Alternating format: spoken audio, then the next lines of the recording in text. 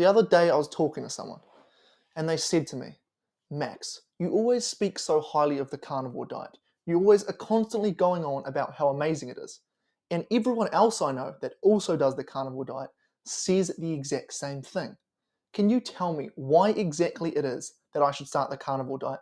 I really want to, but like my doctor, nutritionist that I know, they constantly talk about how unhealthy red meat is and that it's a terrible idea. Why is this? So I sat there for a second and I thought about it. And I said to them, before I get into some very interesting statistics that completely disprove that point, let me give you a thought experiment, okay? Imagine you're walking home at night and there's two paths you can go down. One path, it's clearly lit. You can see exactly what's down there. Beautiful, big street lights the entire way. But as you look down that path, you see some of the most intimidating looking men you've ever seen in your life. I'm talking giants, broad shoulders, 6'4". They're holding axes and they don't look very friendly. You know that if you walk down this path, you're not going to make it out, essentially, right? Maybe you'll get lucky, maybe you'll dodge them, maybe they won't see you. But chances are, if you go down this path, there's no back routes to this path, you've got to go straight down it. Maybe you can try and outrun them. It's very unlikely that you make it through that path. And then you have another path. Now, this path, it's more dimly lit. You can't exactly see what's down there. You're walking into the uncertain, essentially. But there's one difference with this path, and that is that you can't see these intimidating, knife-wielding men. Now, you are walking into the unknown. But wouldn't this unknown path, which you're not exactly sure what's down there, be a lot better than the path where you know it doesn't end well for you? It's actually very similar to the Matrix movie, where the main character Neo is given a choice. He lives in this reality that he does not like whatsoever. And so they say to him, Neo, you can take the blue pill and you go back to this reality that you don't like, or you can take the red pill, an unknown leap into the uncertainty. And they say to Neo, Neo, you've taken the blue pill before. You've taken it your entire life, essentially. You know what's down that path, and you don't like it. And this right here is exactly what we see across society. Everyone's taking the blue pill. They can see what's down the clear road. The clearly lit path is a path full of chronic disease.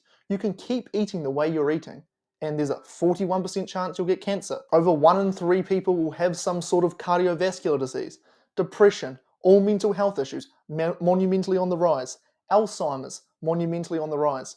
And what's interesting about these things is that they're all modern diseases. The first heart attack in the United States wasn't recorded until the year 1912. Now people say, well, I mean, that's just when the first recorded heart attack was. We literally have the names of people going back 500 years. If there was this widespread phenomena of people just grabbing their heart and dropping dead in the street, it would be reported somewhere across the medical literature, but it isn't.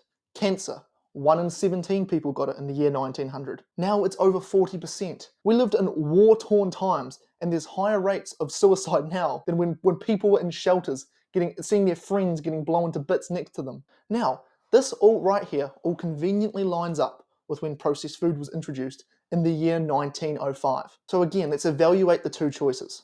You can go down the path that nearly everyone goes down. You know exactly how it's going to end. Chances are it doesn't end favorable. Let's imagine you have a spouse or a good friend, someone you really care about.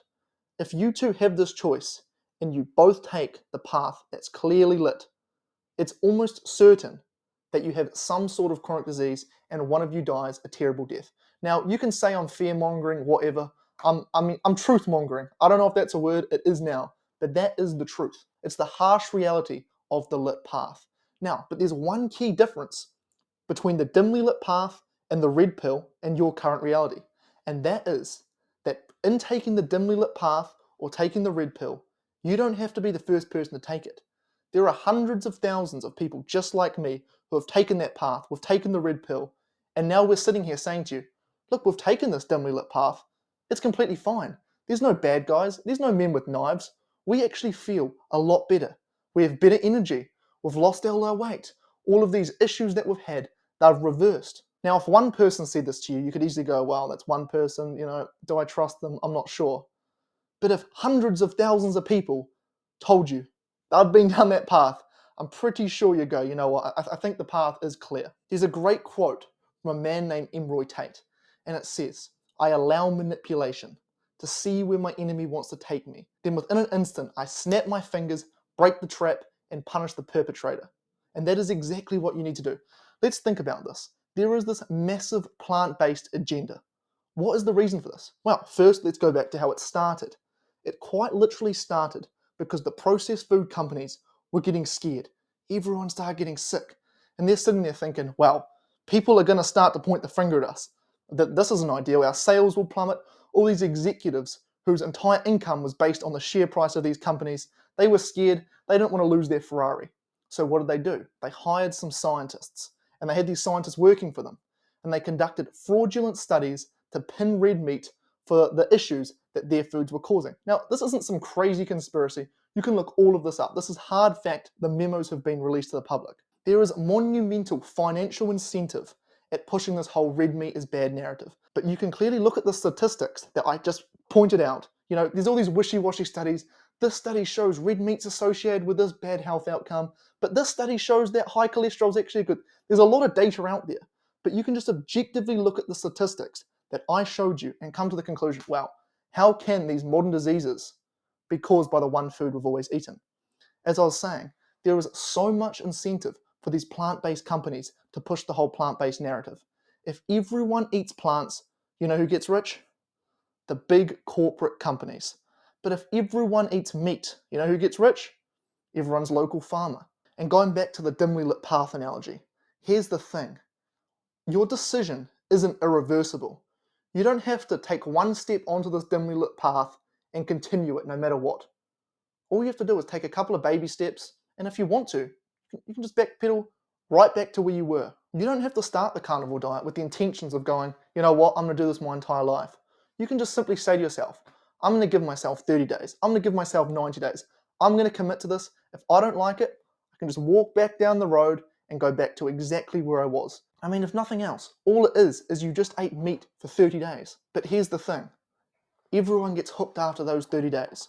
When you've got more energy, you wake up in the mornings and instead of hitting your alarm for the 7th time, you're out of bed before your first one goes off. When you start losing weight and your co-workers can't believe what they're seeing. They're coming up to you, Jimmy mate, what are you doing? Tell me your secret. You're looking incredible. Your back pain that you've had your entire life has vanished. Every issue that you have seemingly vanishes. You're not going to want to go back. You're not going to want to backpedal. You're going to go, you know what? Those 100,000 people that were standing there telling me to go down this dimly lit path, they were right.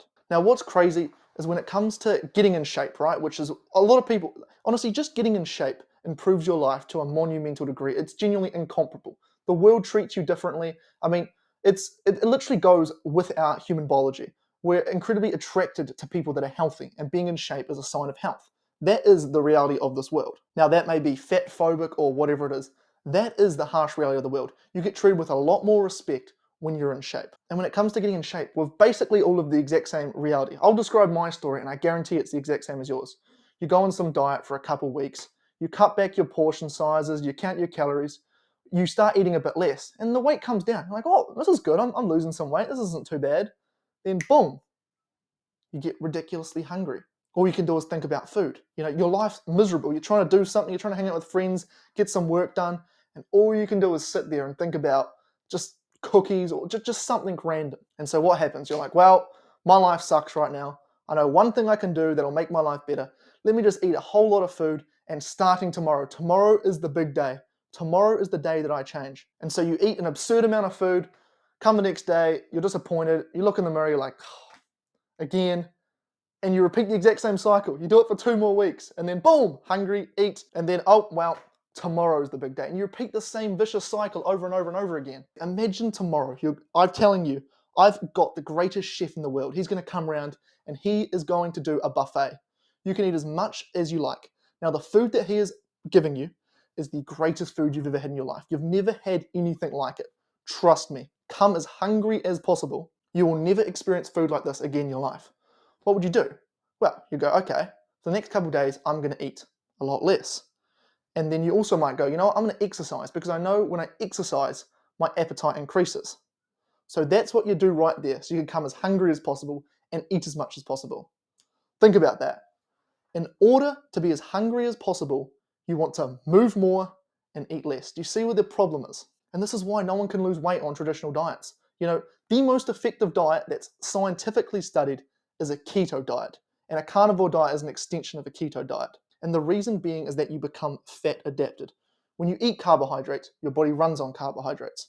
And when you eat fat, your body is much more effective at tapping into its own body fat.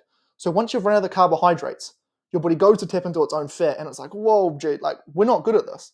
And so you get ridiculously hungry. But then on keto or the carnivore diet, you run out of what you've eaten, your body just taps into its own fat. So you just start getting leaner effortlessly. I struggled with this my entire life. Every time I wanted to get in shape, I'd be ridiculously hungry the entire time. On carnivore, I don't get hungry. And then carnivore is basically just keto on steroids, because on keto, you're still eating these plants, which have these toxic defense compounds. Remember, plants are trying to kill you, not in a literal sense, but in a metaphorical sense.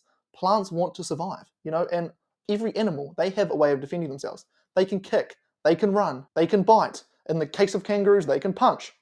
I guess in the case of humans too, some of us better than others. My point being that animals can defend themselves through physical capability, whereas plants can't. So they have developed these defense compounds, which are incredibly toxic to us. In fact, I would go so far to say that nearly every single problem when it comes to human health is due to these defense compounds, which are only made worse in these hyper-processed foods. So they cause all these human health issues, but they also slow our metabolisms down, because these toxins, they damage our cells.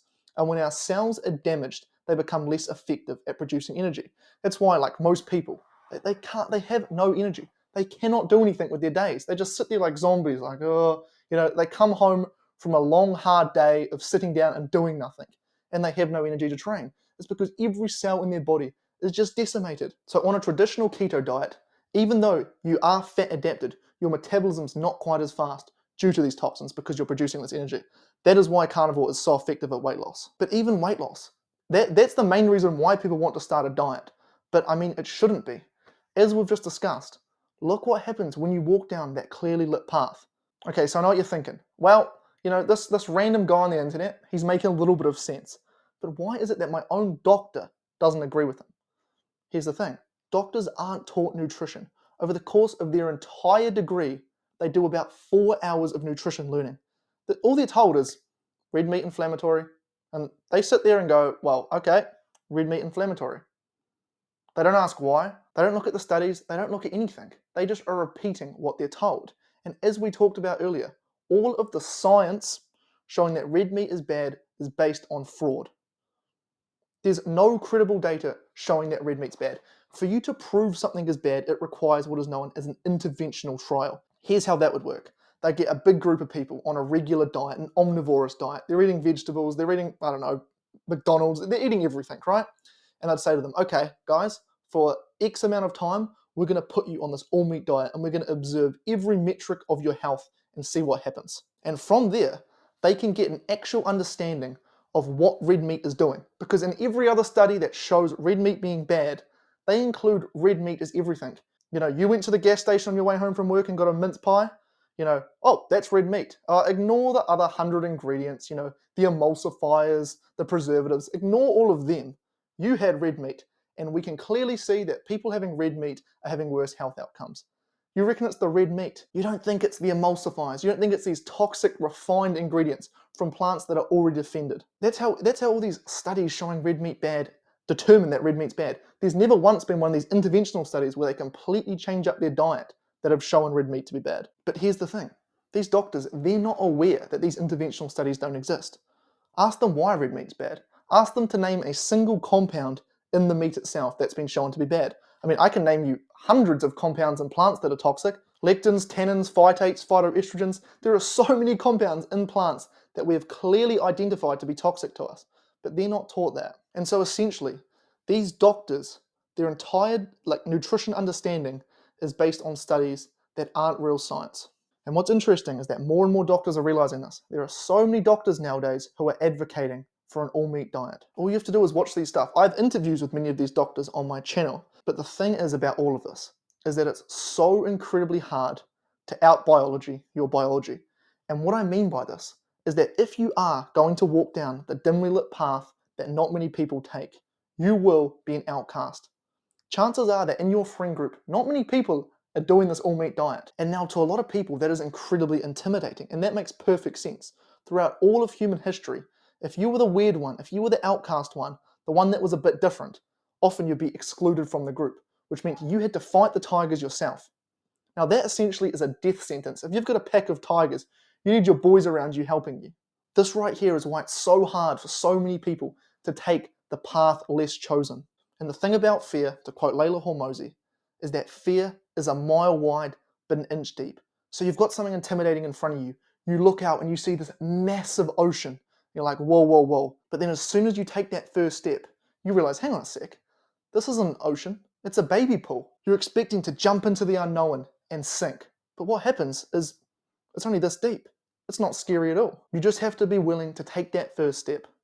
But like I said, you're not the first person to take that first step. There are hundreds of thousands of people, and basically without exception, every single person has said, my life has monumentally changed for the better, taking the path less chosen. I saw a story the other day. Some man, 37 years old, talking about how he's in the best shape that he's ever been in. And then suddenly, he's diagnosed with stage 4 terminal cancer. I saw a photo of this dude, jacked, ripped. You would not believe that he had cancer. But this is what's happening. We're eating these highly processed foods that are poisoning society. We can all see where the lit path takes us, and it's not where we want to go. And as I've expressed throughout this video, the dimly lit path, you've got hundreds of thousands of people that have walked the path and they're telling you it's safe. And more of the professionals whose entire job it is to tell you which path to go down, more and more of them are coming over to this side and saying, you know what, everything we were taught is completely wrong. The decision is yours. All I'm offering is the truth, nothing more.